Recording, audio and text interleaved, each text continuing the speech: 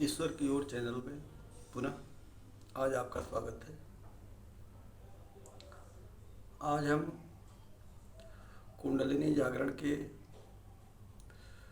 द्वितीय स्तर की बात करेंगे। प्रथम स्तर में प्रथम भाग में हमने कुंडलिनी के परिचयात्मक विवरण दिए।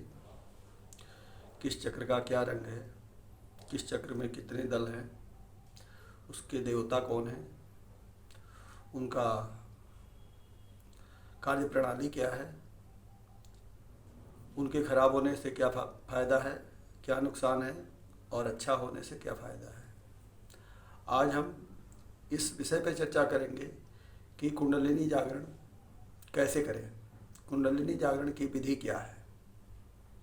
तो सर्वप्रथम अपने सद्गुरु को नमन करते हैं, फिर चर्चा आगे बढ़ाते हैं। गुरुर्ब्रह्मा गुरुर्विष्णु गुरुर्देवो महेश्वरः, गुरु साक्षात् परम ब्रह्म तस्मै श्री गुरुवे नमः। अखंड मंडलाकारं व्याप्तं येन चराचरं यत्पदं दर्शितं येन तस्मै श्री गुरुवे नमः। अज्ञानान्तिमिरान्धस्य ज्ञानाञ्जनशलाकया चक्षुरुन्मीलितं येन तस्मै श्री गुरुवे नमः। ओम पूर्णमदः पूर्णमिदं पूर्णात् पूर्णमुदच्यते पूर्णस्य पूर्णमादाय पूर्णमेवावशिष्यते। तो कुंडलिनी जागरण एक दैविक प्रक्रिया है, यह भौतिक प्रक्रिया नहीं है। कुंडलिनी जागरण शरीर की जितने शक्ति स्थल हैं, शक्ति केंद्र हैं, उसको सक्रिय करने की एक प्रक्रिया है, जिस प्रक्रिया के तहत अलग अलग चरण हैं, जिस चरण के तहत हम उसका जागरण करते हैं। कुंडलिनी जागरण क्यों आवश्यक है? क्योंकि यह अपने आप में पूर्ण होने की प्रक्रिया है।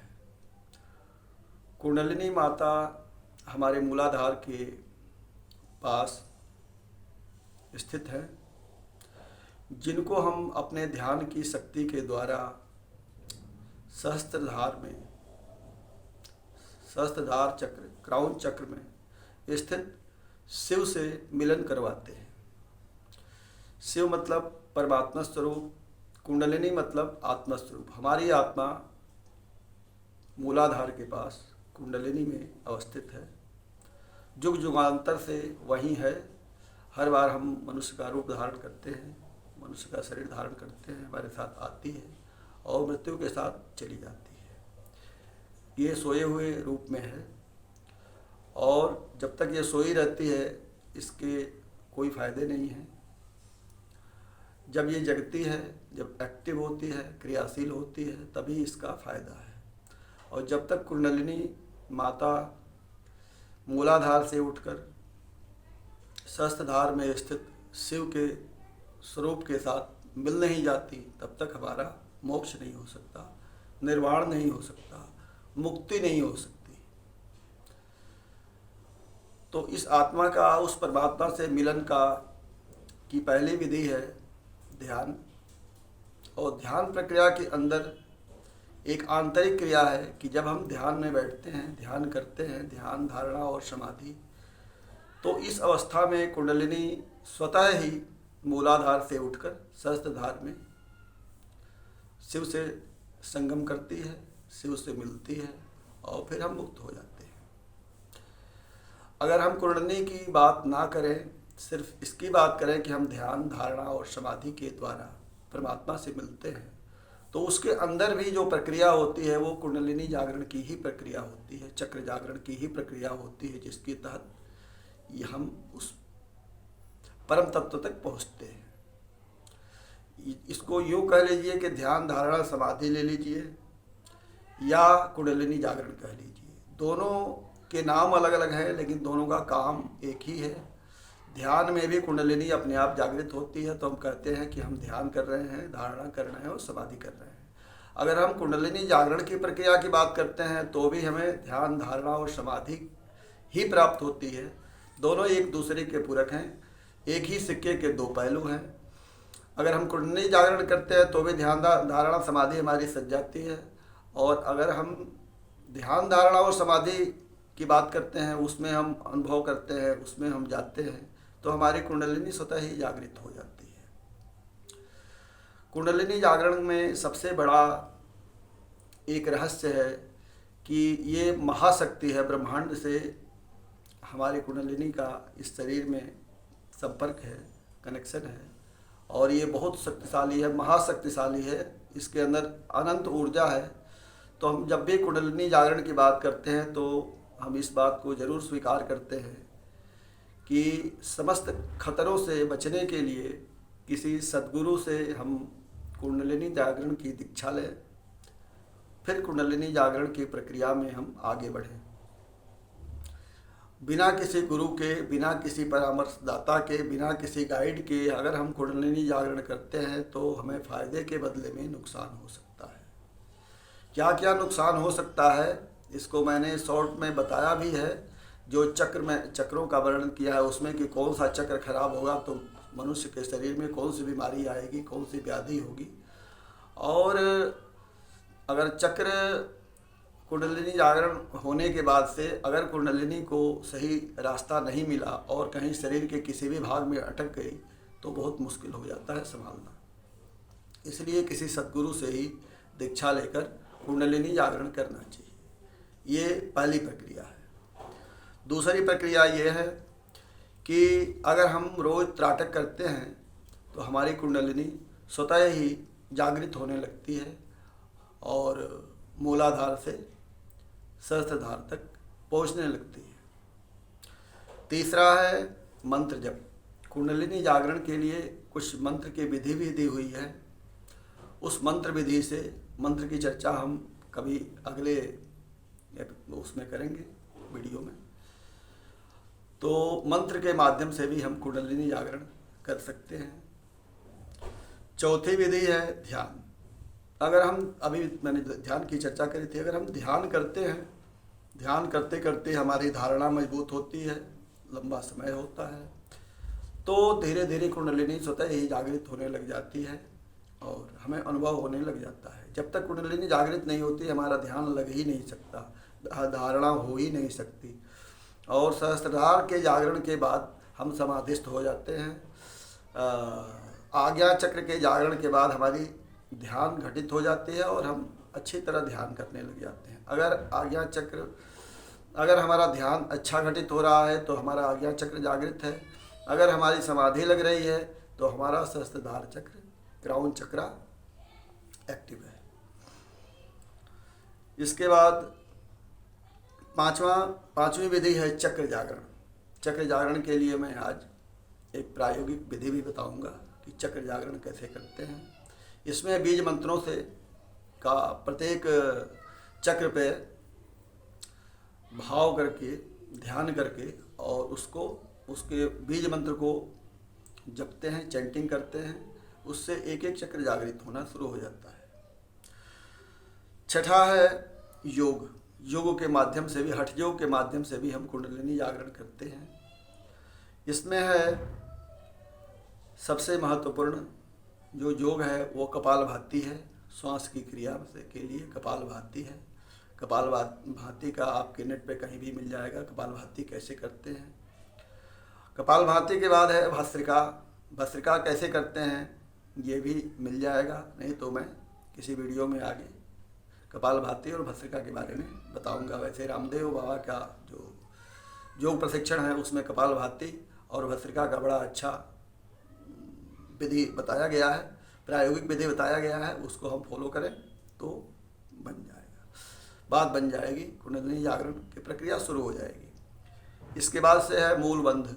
मूलबंध लगाना कुंडलिनी जागरण को जल्दी से जागृत करने के लिए मूलबंध बहुत अच्छा उपाय है। और इसमें 3 तरह के बंध हैं। एक मूल बंध है, एक उड्डयन बंध है, एक जालंधर बंध है।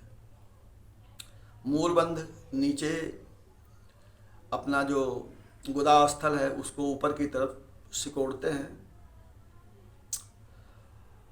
और सिद्धासन पद्मासन में बैठ करके और सिकोड़ते हैं।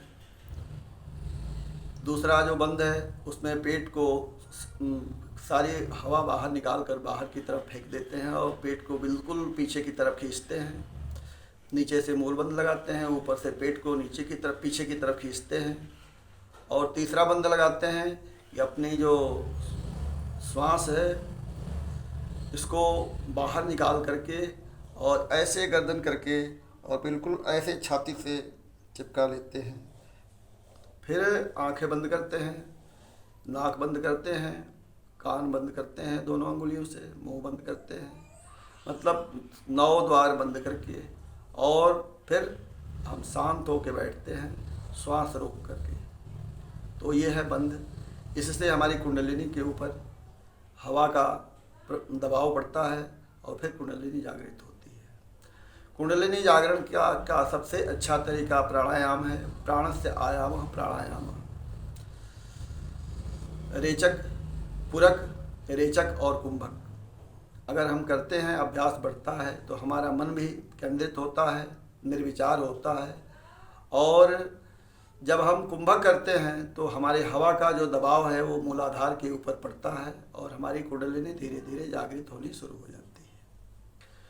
तो ये है कुंडलिनी जागरण की विधि कि कुंडलिनी जागरण कैसे होती है। अब इसमें आप अपनी सुविधा के अनुसार कोई भी विधि अपना सकते हैं और अभ्यास कर सकते हैं। कुंडलिनी जागृत हो गई कि नहीं ये कैसे पता लगेगा, इसके लिए मैं अलग से वीडियो बनाऊंगा जिसमें इस शरीर के अंदर होने वाले जो हलचल हैं उससे पता लगता है। या ध्यान की अवस्था में जब हम आंखें बंद करते हैं तो हमारे जो अंतराकाश है उसमें जो रंग दिखाई देता है उससे हमें पता लगता है कि हमारी कुंडलिनी मूलाधार के पास है या अगले ऊपर के जो चक्र हैं स्वादिष्ठान में है या अनाहत में है या विशुद्धि में है या आज्ञा चक्र पे है या सहस्त्रधार पे है। तो जो सामने रंग दिखाई देता है उसके हिसाब से हम पता कर लेते हैं कि हमारी कुंडलिनी कहाँ तक पहुँची हुई है। कुंडलिनी जागृत है कि नहीं इसका भी पता लग जाता है। कुंडलिनी में हम कहाँ तक पहुँचे हैं इसका भी पता लग जाता है। और कुंडलिनी जागृत हो रही है तो आप जब ध्यान में बैठते हैं तो आपको खुद को पता लगने लगता है कि अब हमारी कुंडलिनी में सेंसेशन होने लग गया और वो जागृत होने लग गई। इसके अलावा शरीर में, रीढ़ की हड्डियों में, दोनों भुजाओं में, हृदय के पास, नाभि के पास क्या क्या वो होता है, प्रक्रियाएं होती है, क्या परिवर्तन होता है, आज्ञा चक्र में क्या परिवर्तन होता है, हमारे सिर के ऊपर क्या परिवर्तन होता है, ये बहुत सारी बातें हैं, बहुत सारे लक्षण हैं। जैसे बीमारी पूछ के डॉक्टर दवा देता है वैसे ही इसके सिम्टम हैं, इससे पता लग जाता है कि हमारी कुंडलिनी की क्या स्थिति है, वो हमें खुद को पता लग जाता है। तो ये कुंडलिनी की प्रक्रिया है कि ऐसे इसको जगाते हैं। इसमें सबसे सर्वोत्तम तरीका ये है कि हम उस गुरु को खोजें जिसकी कुंडलिनी पूर्ण रूप से जागृत हो और मूलाधार से सहस्त्रधार तक पूर्ण रूप से जागृत हो। उस गुरु से हम मंत्र दीक्षा लें, शक्तिपात दीक्षा लें और दीक्षा लेने के बाद से कुंडलिनी जागरण की प्रक्रिया प्रारंभ करें। यही उत्तम विधि है, यही अच्छी विधि है। इसके अलावे हम भौतिक रूप से जो विधियाँ बताई गई हैं उस पर भी हम धीरे धीरे काम करेंगे तो उससे फ़ायदा होता है। अब हम एक प्रायोगिक छोटी सी विधि का प्रयोग करते हैं कि कुंडलिनी को हम कैसे जागृत करें। रोज़ 20 मिनट 21 मिनट का अभ्यास है। एक चक्र पे 3 मिनट लगाना है और इसके लिए जैसे हम सामान्य रूप से ध्यान में बैठते हैं वैसे ही बैठना है। आंखें बंद करनी है और पहले प्राणायाम करना है। प्राणायाम करने के बाद से रेचक, पूरक, पूरक, रेचक, कुंभक। इसके बाद फिर बाहर से सांस भरना है और अंदर रोकना है, फिर धीरे से छोड़ना है। ऐसे 4-5 बार करना है। फिर ध्यान में आज्ञा चक्र पे जाना है और आज्ञा चक्र पे जाने के बाद हमने आज्ञा चक्र को आदेश देना है कि हे आज्ञा चक्र, मैं मूलाधार से कुंडलिनी को जागृत करने की प्रक्रिया शुरू कर रहा हूँ और सहस्त्रधार तक पहुँच रहा हूँ। तो इसमें आप हमारी सहायता करें, सदगुरु को प्रणाम करें, स्मरण करें। इसके बाद फिर आंखें बंद करें। आंखें बंद करने के बाद मूलाधार में जिस स्वरूप का हमने वर्णन किया हुआ है कि मूलाधार किस रंग का है, कितने दल के कमल हैं, कौन सा रंग है, उस रंग के हिसाब से हमने कल्पना करनी है, विजुअलाइजेशन करना है और मंत्र का जप करना है। एक चक्र पर 3 मिनट मंत्र का जप करना है। मूलाधार का जो मंत्र है वो है लम। तो हमने ध्यान में ये ध्यान करना है कि हम मूलाधार चक्र पर हमारा ध्यान है। मूलाधार चक्र रक्त वर्ण का है, लाल वर्ण का है, 4 पंखुड़ियों वाला कमल दल है और वह चक्र घूम रहा है घड़ी की दिशा में, एंटी क्लॉक नहीं, क्लॉकवाइज घूम रहा है और वो जागृत हो रहा है और उसकी सारी अशुद्धियाँ समाप्त हो रही हैं और मन में मंत्र जपना है लम। और ये भावना करनी है कि जैसे कोई पाइप है, किसी पाइप से पानी हम ऊपर की तरफ चढ़ाते हैं, जैसे कोई पाइप है इससे छत पे पानी चढ़ाना है तो वो पाइप बिल्कुल सीधी होती है। वैसे ही हमारी जो कुंडलिनी है वो इड़ा और पीड़ा नाड़ी के साथ सुषुम्ना नाड़ी जब एक्टिव होती है तो हमारी कुंडलिनी सुषुम्ना नाड़ी से रीढ़ की हड्डी के बीच में ये नाड़ी है, सीधे ऊपर की तरफ चढ़ने लगती है और चढ़ते चढ़ते सारे चक्रों को पार करते करते सहस्त्रधार तक पहुंचती है और सहस्त्रधार तक पहुंचना ही इसका गंतव्य है। और यही प्रक्रिया है जिसे सहस्त्रधार में 1000 दलों वाला कमल खिलता है। तो जब वो चक्र जागृत होता है तो वो कमल की पंखुड़ी पूरी खुल जाती है और ऐसी कल्पना है कि कमल के फूल जैसी आकृति है और वो खिल जाती है जिसमें हम शिव रूप में परमात्मा निवास करते हैं। तो हम अब इस प्रक्रिया को शुरू करेंगे और ये कल्पना करेंगे कि एक स्ट्रेट लाइन है जो हमारे रीढ़ की हड्डी में मूलाधार से उठती है और सहस्त्रधार को जाती है और बीच में ये सारे चक्र हैं और जो द्रव्य है, जो कुंडलिनी में जो द्रव्य है जो सुषुम्ना से होकर ऊपर की तरफ चढ़ती है, तो हमें ऐसी कल्पना करनी है कि हमारी जो शक्ति है, ऊर्जा है, वो ऊपर की तरफ जा रही है। तो ऐसी कल्पना करते हुए मूलाधार में 3 मिनट लगाना है और लम मंत्र का जाप करना है। जैसे लम लम, आंखें बंद करनी है, पूरा ध्यान मूलाधार पे ले जाना है और लम मंत्र का जप करना है 3 minute. Lump lump lump lump. इसके बाद उसके ऊपर जाना है स्वादिष्ठान चक्र पे। स्वादिष्ठान चक्र का जो स्वरूप वर्णित है उस स्वरूप का ध्यान करना है और हमारी जो कुंडलिनी शक्ति है ऐसी कल्पना करने की मूलाधार से वो जागृत हो गई और उससे ऊपर चढ़ी और ऊपर चढ़ने के बाद स्वादिष्ठान में आई। स्वादिष्ठान चक्र अब जागृत हो रहा है और उस पर जो मंत्र है वो है वम वम और वम मंत्र का जप करना है 3 मिनट तक। ऐसी भावना करनी है कि वो चक्र घूम रहा है, घड़ी की दिशा में घूम रहा है और उसकी सारी अशुद्धियाँ निकल रही हैं और वो बिल्कुल शुद्ध हो रहा है, चक्र जागृत हो रहा है, वहाँ पर शक्ति का विस्फोट हो रहा है। फिर वम के बाद से मणिपुर में आएंगे तो मणिपुर में नाभि चक्र है, मणिपुर इसमें आएंगे तो यहाँ पर जो मंत्र है वो है रम। रम मंत्र का जप करेंगे, नाभि चक्र पे ध्यान करेंगे और 3 मिनट तक इसको जपेंगे। और नाभि चक्र का की जो आकृति है जो हमने पहले बता रखी है उसी हिसाब से उसको भावना करनी है कि हमारी कुंडलिनी मूलाधार से स्वादिष्ठान में आई, स्वादिष्ठान से मणिपुर में आई, अब मणिपुर के बाद से अनाहत में आई और अनाहत में आने पर अनाहत का जो मंत्र है वो है यम। अब यम मंत्र का जप करना है 3 मिनट तक। फिर अनाहत से ऊपर चढ़ी और विशुद्धि तक आई। विशुद्धि का जो मंत्र है वो है हम मंत्र का जप करना है 3 मिनट। यहाँ भी यही भावना करनी है कि हमारा चक्र शुद्ध हो रहा है, हमारा चक्र घड़ी की दिशा में मूव कर रहा है, हमारा चक्र जागृत हो रहा है और मंत्र का जप करना है। विशुद्धि में हम इसके बाद से विशुद्धि से हम आज्ञा चक्र पर आते हैं।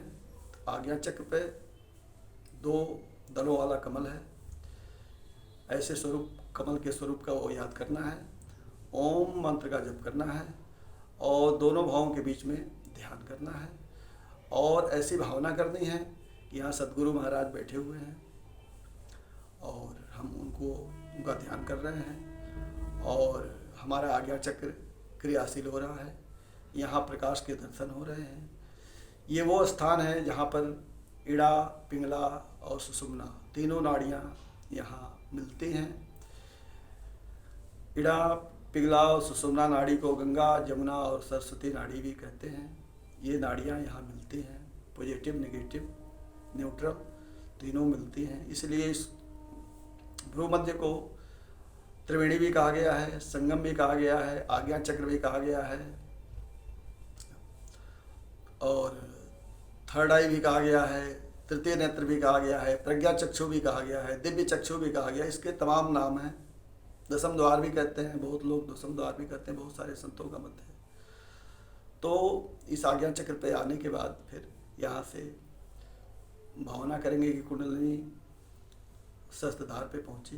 सहस्त्रधार पे पहुँची तो जो हमारा कमल ऐसे लटका हुआ है, सूरजमुखी की तरह ऐसे जो लटका हुआ है, ऐसी भावना करने का हमारा कमल धीरे धीरे ऐसे खड़ा हो गया ऊपर की तरफ, आसमान की तरफ। और ये जो है हमारे सिर का ये भाग है, यहाँ पर हमें ध्यान करना है कि यहाँ पर सहस्त्रधार कमल है और वो ऐसे खिला हुआ है। उसके बीच में शिव रूप में शिव स्वरूप परमात्मा स्थित हैं। हमारी कुंडलिनी माता वहाँ पहुँच गई है और शिव और शक्ति दोनों एक जगह एकत्रित हो गए हैं और हम परम आनंद में हैं, परम शांति में हैं। यहाँ कोई किसी मंत्र का जप नहीं करना होता है, यहाँ सिर्फ शांति का और शून्यता का अनुभव करना होता है। अगर नहीं हो तो सोहम मंत्र का मन मन में स्मरण कर सकते हैं या ओम मंत्र का स्मरण कर सकते हैं। तो इस तरह से हम इस प्रक्रिया को मतलब सुबह उठ के प्रातः काल में 4 बजे से 6 बजे के बीच में और एक बार ये 20-21 मिनट की प्रक्रिया को हम करें। इसके बाद हम ध्यान में बैठें। इस सारी प्रक्रिया के लिए आज्ञा चक्र पे सबसे पहले जाना है और आज्ञा चक्र में प्रार्थना करना है कि हे आज्ञा चक्र, हे आज्ञा चक्र के प्रधान देवता, हमारे मूलाधार तक पहुँचें और वहाँ से समस्त चक्रों को जागृत करते हुए सहस्त्रधार तक लेके जाएं। इस प्रक्रिया को आप अगर आपके पास समय है तो 1 बार, 2 बार, 3 बार आप इसको दोहरा सकते हैं। मतलब 21-21 मिनट के हिसाब से अगर आपकी क्षमता बैठने की है तो आप इसको रिपीट कर सकते हैं और जितना रिपीट करेंगे उतनी जल्दी कुंडलिनी जागृत होगी। कुंडलिनी जागृत करने के 3 तरीके मुख्य हैं। एक तो ये बीज मंत्र से प्रत्येक चक्र को आप जागृत करें, पहला। दूसरा त्राटक करें। तीसरा ध्यान में बैठें। ध्यान अंतराकाश में लगाएं, भ्रू मध्य पे लगाएं, लेकिन ज़्यादा देर ना लगाएं, 5 से 10 मिनट, 15 मिनट। भ्रू मध्य पर ज़्यादा देर ध्यान ना लगाएं। दोनों आँखों को बंद करें और सामने जो घटाकाश है, जो निराकार आकाश है, उसमें ध्यान लगाएं। कुछ लोगों का मत है कि यही थर्ड आई है, यही प्रज्ञा चक्षु है और वहाँ पर जब हम ध्यान लगाते हैं तो हमारे थर्ड आई में दोनों भावों के बीच खिंचाव होता है, वाइब्रेशन होता है और ये साबित होता है कि वाकई में हम थर्ड आई पर ध्यान लगा रहे हैं और धीरे धीरे चक्र भी जागृत होंगे, थर्ड आई भी जागृत होगी और फिर हमारा ध्यान भी लगेगा। इसके अलावे ध्यान में बैठने के बाद आप कपालभाति करें और भस्त्रिका करें। जितनी क्षमता हो उतनी भस्त्रिका और कपालभाति करने के बाद आप ध्यान में बैठें। तो इन सारे प्रक्रियाओं के दौरान धीरे धीरे आपकी कुंडलिनी जागृत होगी और जागृत होकर सहस्त्रधार तक जाएगी। और जो गुरु है वो बाहर कहीं बैठा नहीं है, बाहर से कहीं ढूंढना नहीं पड़ता। हमें पता नहीं है कि हमारा गुरु कैसा है, वो कितना पहुंचा हुआ है, कितना सक्षम है, उसके अंदर क्या क्या गुण हैं। गुरु ही हमें ढूंढता है, क्योंकि विश्व की जो ये शक्तियां हैं, सिद्ध शक्तियां हैं, वो अपने जैसे स्वरूप को, अपने जैसे तत्व को ढूंढती हैं। जैसे मैग्नेट लोहे को खींच लेता है, वैसे ही ये गुरु इस विश्व ब्रह्मांड में, अनंत ब्रह्मांड में विचरण कर रहे हैं और साधकों को ढूंढते हैं कि ऐसा साधक जो बिल्कुल परमात्मा तत्व के पास जाने वाला है, तपस्वी है, वो कहाँ बैठा है, वो उनको दिख जाता है और वो अंदर अंदर ही शक्तिपात भी कर देते हैं और जागृत भी कर देते हैं, उनकी सुरक्षा भी कर देते हैं। और ध्यानावस्था में आप बैठते हैं तो आपको वहाँ से तपस्वियों के पास पहुँचा भी देते हैं क्षण मात्र में, और उनकी शक्ति दिला के आपको अपने शरीर में फिर दोबारा से स्थापित भी कर देते हैं। तो परमात्मा को ही पता है कि गुरु कहाँ है। हमारे ढूंढने से गुरु नहीं मिलेगा, गुरु हमें खुद ढूंढ लेगा। और कृष्णम वंदे जगत गुरु, अगर कोई गुरु नहीं मिलता है तो भगवान श्री कृष्ण को ही गुरु मान के और चलें। और पूरा विश्व ब्रह्मांड जब उनके अंदर है और पूरे विश्व ब्रह्मांड के अंदर वो हैं, तो आपको कहीं न कहीं से अपना जो निराकार रूप है उसमें से साकार रूप करके कोई न कोई गुरु जरूर प्रदान करेंगे। उनकी कृपा होगी और कुंडलिनी जागृत हो जाएगी। कुंडलिनी जागृत होगी गुरु की कृपा से, कुंडलिनी जागृत होगी परमात्मा की कृपा से। लेकिन परिश्रम हमें करना पड़ेगा, हमें एक्टिव होना पड़ेगा। हम ये सोचें कि गुरु हमें शक्तिपात कर दे और कुंडलिनी जागृत हो जाएगी, तो ऐसा कभी नहीं होता। गुरु सिर्फ रास्ता दिखाता है, चलना हमें होता है। भगवान श्री कृष्ण ने अर्जुन को सिर्फ रास्ता दिखाया, लेकिन युद्ध अर्जुन ने किया। भगवान श्री कृष्ण ने युद्ध नहीं किया, उन्होंने सिर्फ मार्गदर्शन किया। कर्म और उद्योग तो अर्जुन ने किया। वैसे ही इस विश्व में, इस संसार में हम आए हैं तो सद्गुरु हमें मार्गदर्शन कर सकता है, परमात्मा हमें मार्गदर्शन कर सकते हैं, सुविधाएं दे सकते हैं। लेकिन उन सुविधाओं को फ़ायदा हमें उठाना है, एक्टिव हमें होना है, कर्म हमें करने हैं, उद्योग हमें करने हैं। तभी हम सफल हो पाएंगे, तभी हम जीवन मुक्त हो पाएंगे, तभी हमें मोक्ष मिल पाएगा, तभी हम मुक्ति मिल पाएगी, तभी हम निर्वाण मिल पाएगा, तभी हम आत्मदर्शन कर पाएंगे, परमात्मा दर्शन कर पाएंगे। ये सब हमारी जिम्मेवारी है। अदरवाइज हम तो जन्म मरण के चक्र में तो घूम ही रहे हैं, पता नहीं कितने युगों तक घूमते रहेंगे। इस परमात्मा की बड़ी कृपा है, इस विश्व ब्रह्मांड की बड़ी कृपा है, हमारे सद्गुरुओं की बड़ी कृपा है, हमारे पूर्वजों को बड़ी कृपा है, हमारे जो पितर हैं उनकी बड़ी कृपा है, सारे सिद्ध महात्माओं की हमारे ऊपर कृपा है कि हमें ये मानव शरीर मिला है। और इसी शरीर से हम इसी शरीर से आत्मा से परमात्मा की तरफ जा सकते हैं और मिल सकते हैं, आनंद उठा सकते हैं। परमानंद परमात्मा में है, बाकी दुनिया में सुख है और सुख का अंत है। सुख के बाद दुख है, दुख के बाद सुख है, सुख के बाद दुख है, दुख के बाद सुख है। लेकिन जो आनंद है वो परमात्मा के पास है, वो परम सच्चिदानंद घन के पास है। वो उस घन से, उस परमानंद से आनंद की बरसात हो रही है। उस आनंद में हमें भीगना है तो हमें समाधि में जाना पड़ेगा, और समाधि में जाकर के, ध्यान में जाकर, धारणा में जाकर उस परम आनंद को प्राप्त करना पड़ेगा। सारा आनंद हमारे अंदर है, कोई आनंद हमें दे दूसरा नहीं दे सकता। सद्गुरु चाबी देता है और हम आनंद उठाते हैं, आनंद की प्राप्ति करते हैं, और आनंद में ही मुक्ति है, आनंद में ही मोक्ष है। तो कुंडलिनी जागरण के लिए आज इतना ही। अगले वीडियो में हम ये बताएंगे कि कुंडलिनी जागरण हो गया या कहाँ तक पहुँचा है, इसके क्या क्या लक्षण हैं। इसके अलावे जो थर्ड आई है, थर्ड आई को कैसे जागृत करेंगे, इसके लिए भी मैं अगले वीडियो में मैं विधि बताऊंगा कि थर्ड आई कैसे एक्टिव कर सकते हैं। तो आज इतना ही। ओम पूर्णमदः पूर्णमिदं पूर्णात् पूर्णमुदच्यते पूर्णस्य पूर्णमादाय पूर्णमेवावशिष्यते। हरि ओम तत्सत, हरि ओम तत्सत।